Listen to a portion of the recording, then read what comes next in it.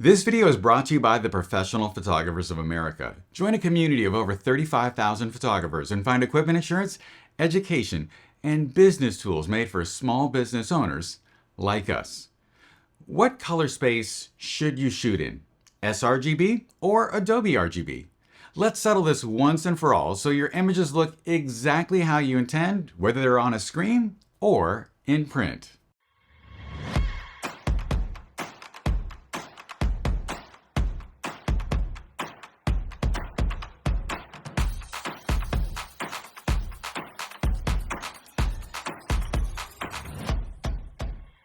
You may not realize it, but the color space that you use affects your photos a lot more than anything else that you'll do in post.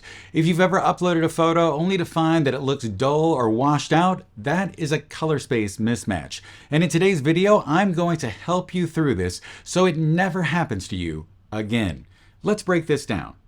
A color space is just a range or a gamut of colors that your image can represent. Picture it like boxes. sRGB is the smallest box, Adobe RGB is a larger box, and ProPhoto is a huge box, including even colors that you can't actually see on your monitor. sRGB is the standard for every phone, web browser, and consumer monitor for the most part. It covers around 36% of visible color. It's not a ton, but enough for web, email, and most photo labs. If your work lives online, sRGB is usually the right choice. Adobe RGB expands into the greens and cyans, covering almost 50% of the visible color range. It was designed for commercial printing, think magazines, brochures, and offset presses.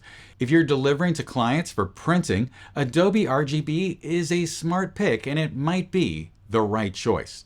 ProPhoto RGB, on the other hand, is massive. It covers over 90% of visible color and includes colors that can't even be displayed on most screens. This is why it's best for advanced workflows and advanced users. Now let's talk about what actually matters in real-world use. If you're shooting RAW, and I hope you are, the color space setting in your camera doesn't affect the RAW files, just the in-camera JPEGs. This is because RAW files hold all of the censored data, and the color space is only applied when you process the files in programs like Capture One, like I use, Lightroom, or Adobe Camera Raw in Photoshop. You know, these details remind me that if there's one thing I've learned in my career, it's how small details or misunderstandings that you learn early on can stick with you for years to come.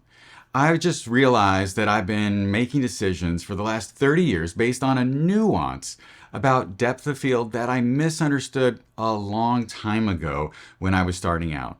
And that's exactly why I'm such a believer in the Certified Professional Photographer program from the Professional Photographers of America.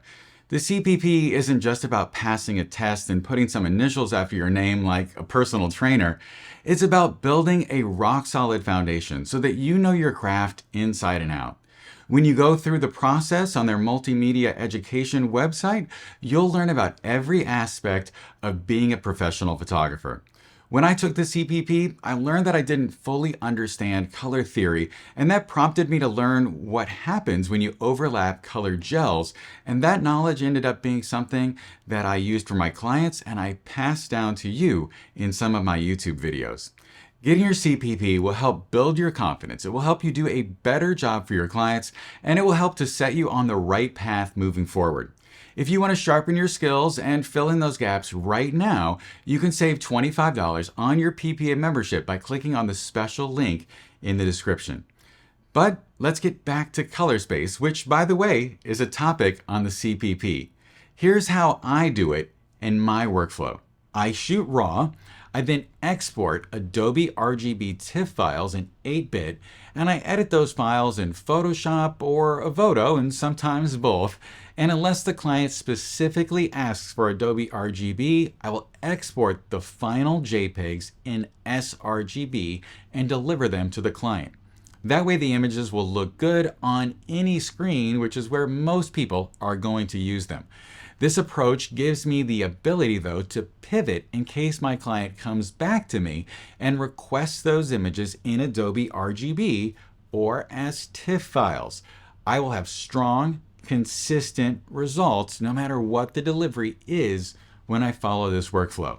Now let's talk about what happens though when things go wrong.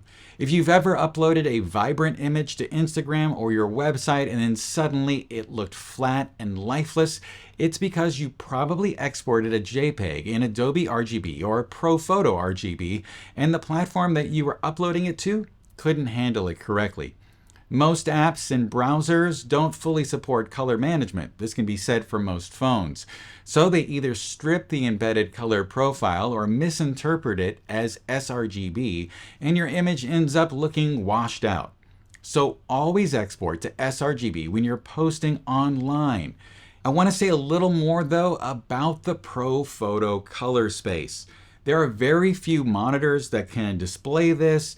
Perhaps you can't even get a printer to use this color space. So to me right now, it feels a little theoretical and probably isn't the best thing for most workflows. I highly recommend that you use a professional imaging monitor that can display Adobe RGB like the BenQ monitors that I use here in my office. That way you can confidently work in that color space and you'll have the flexibility to export those images in Adobe RGB, CMYK, or sRGB, depending on what your client or the platform requires. This approach ensures that you're always delivering professional results no matter where your work ends up.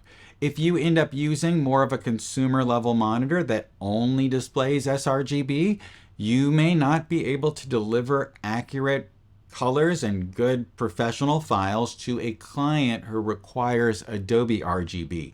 And that's why using a professional imaging monitor is fairly important for us photography professionals. To wrap things up, does the color space matter? Absolutely, just not at capture when you're shooting RAW.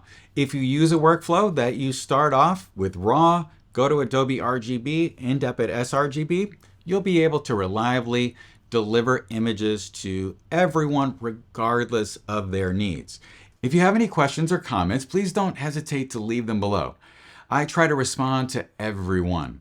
And if you want to build a rock-solid foundation and master the technical side of photography, lighting, color, workflow, and beyond, check out the Professional Photographers of America and remember to click on the link in the description to get a special discount on your membership.